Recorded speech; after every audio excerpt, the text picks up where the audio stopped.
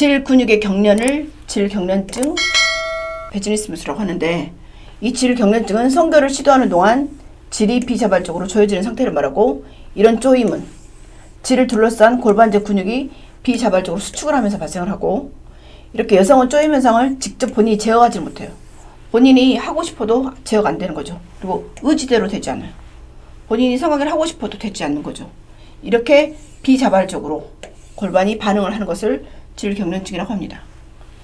특히 여자가 근육 반응이 압박감이나 삽입 문제를 유발한다는 사실조차도 인식하지 못해요. 왜 내가 안 되지? 왜 내 몸이 삽입을 거부하지? 그조차도 인식을 못하는데 삽입이 안 되는 거예요. 그래서 이제 질 근육의 경련을 그게 정말 타당한지 평가하기 위해서 표면에 서피스 EMG, 근전도나 바늘 근조도를 통해서 이제 검사를 할 수도 있고, 어떤 경우에는 질 경련증이 성교 중에 자결감이나 통증이나 따가움증을 유발할 수도 있고, 그래서 질 경련증은 성생활을 방해하는 굉장히 중요한 질환입니다. 질 경련증은 DSM-4에서 성통증 장애로 분류를 했지만 진단 기준에는 통증에 대한 언급이 없습니다. 그리고 통증이 일으키는 위치나 강도나 지속 시간과 같은 통증에 대한 설명은 없고요. 통증이 질 근육 경련의 원인인지 결과인지에 대한 정보도 부족합니다. 여러 연구에 따르면 질 경련증으로 고통받는 여성의 상당수가 질 삽입을 시도할 때 통증을 경험한다고 보고를 하고 있고, 질 경련증이 있는 여성이 경험하는 통증은 유발성 전정통이라고 프로보크드 베스티뷸러디니아라고 하는데, 이거하고 비슷하다고 밝혀졌습니다. 질 경련증이 있는 여성이 두려움이 굉장히 많은데 74에서 88%가 성교 중에 통증에 대한 두려움을 보고하고 있습니다. 질 경련증이 있는 여성의 통증에 대한 두려움이 성교를 피하는 가장 핵심 동기였습니다. 그러니까 통증이 있을까봐 무서워서 성관계를 못하는 거죠. 그리고 질 경련증으로 고통받는 여성은 특정 공포증을 앓고 있는 사람하고 많은 특징을 공유하고 있는데, 특정 공포증은 특정 대상이나 어떤 상황의 존재나 예상되는 어떤 예상에서 유발되는 과도하거나 비합리적인 그리고 지속적인 어떤 공포를 정의하는데, 예를 들어 거미를 무서워한다 그러면 거미 공포증이 있는 것처럼 질 경련증은 성관계에 대한 공포증이 있는 거죠. 그래서 그 결과적으로 공포증 자극과 직접적인 접촉을 피하는 경향이 있죠. 그러니까 성관계를 안 하려고 하는 거죠. 그리고 질 경련증이 있는 여성은 질에 삽입하거나 질 삽입과 관련된 통증에 대한 두려움을 보고하고 있고, 부인과 검사도 안 하려고 그러고, 질환에 뭔가 탐폰을 넣거나 이런 모든 질에 관련된 것을 다 안 하려고 두려워하고 있습니다. 그래서 이런 것들이 이제 정서적 고통이라고, 왜냐면 생각만 해도 벌써 통증에 대한 두려움 때문에 안 하는 거죠. 그래서 이제 부인과 검사, 탐폰 삽입, 성교를 피하고, 그리고 이런 특정 공포증 갖는 사람하고 비슷한 불안 수준을 갖고 있기 때문에 이 불안 수준을 낮추기 위한 약물 치료를 하고 있습니다. 질에 삽입할 때 이런 심한 통증을 경험하는 성교통 여성이 질 경련증을 앓고 있는 여성만큼 질 삽입 상황을 피하는 것으로 나타나지는 않기 때문에 질 삽입을 피하는 것을 통증 경험으로만 설명할 수는 없습니다. 그러니까 예를 들어 성교통이 있는 여성이 반드시 질 경련증을 갖고 있는 것도 아니고, 질 경련증을 갖고 있는 사람이 반드시 성교통을 갖고 있는 건 아니라는 거죠.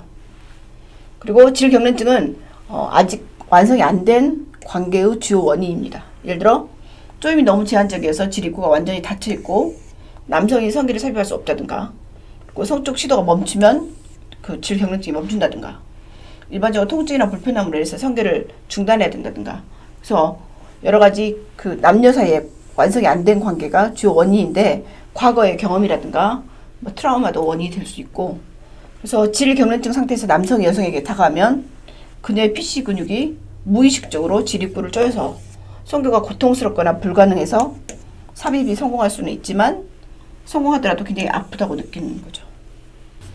질 경련증이 있으면 원발성과 2차성이 있는데, 원발성은 처음부터, 그러니까 처음 성관계를 했을 때부터 발견이 되고, 그래서 배우자나 파트너는 삽입을 할 수가 없죠.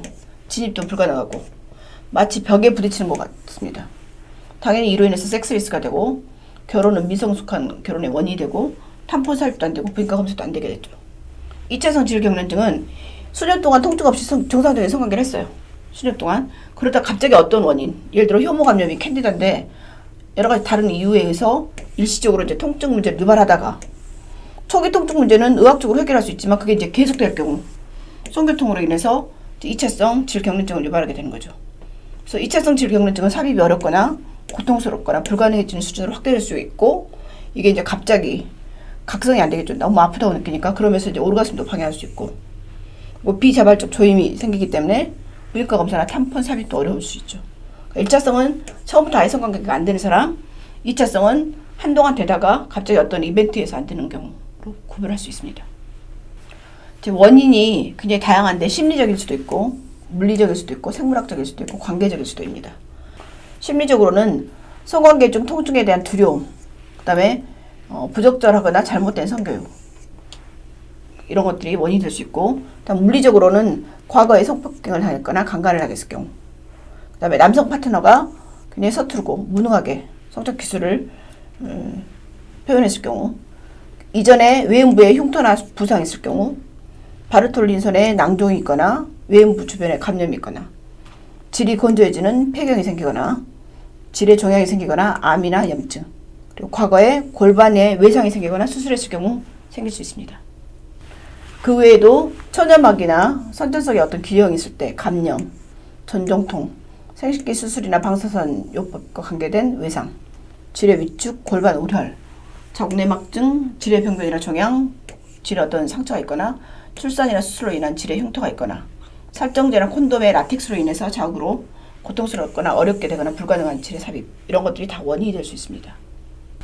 질경련증 진단은 일단 경련으로 인해서 질의 삽입이 안 됐다, 이런 과거력이 있거나 성교에 대한 심리적인 두려움이 있다, 골반 검사나 내진할 때 질경련증의 진단을 확인할 수가 있고, 병력이나 신체 검사는 성교시 통증의 다른 원인을 찾는 데도 도움이 되기 때문에 다른 원인을 찾기 위해서 내진하거나 초음파 검사를 하거나 염증 검사를 할 수가 있는 거죠.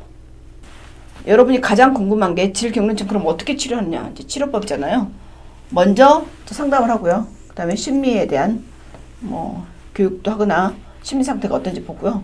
여성의 질과 남성의 음경에 대한 해부학 교육, 골반 통과 근육 경련에 대한 그러니까 해부학적으로 여성의 질은 어떻게 생겼고 어느 부분이 경련이 일어나니까 이걸 어떻게 이완해야 되고, 이런 해부학을 좀 배워야 되고요. 그리고 이제 처음에는 손가락 삽입부터 시작해야 돼요. 그래서 손가락 하나를 천천히 넣어봐야 되죠. 본인 손가락을 넣는 것이 가장 좋겠죠. 손가락을 넣거나 탐폰을 넣거나 뭔가 이렇게 질에 삽입을 해봐요. 그리고 나서 이제 이게 되면 확장기를 삽입하는 거예요.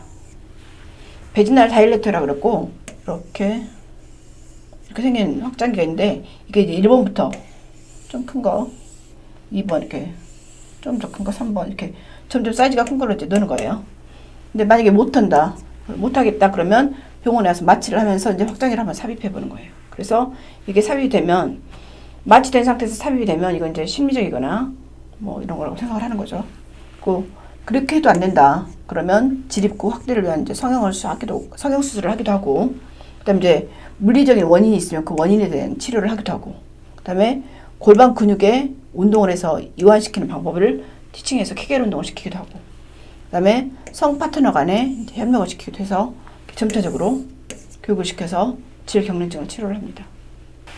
이 논문의 결론은 질경련증은 치료할 수 있다입니다. 실은 5년 이상 성관계를 못하고 찾아오는 부부가 있거든요. 그러니까 그러지 말고 초창기에 와서 치료할 수 있다는 거 알면 빨리 시도를 해보는 게 좋겠죠. 그리고 질경련증은 또 치료 가능성이 높아요. 그리고 질경련증에서 완전히 회복되는 것이 치료의 결과예요. 완전히 회복되는 거.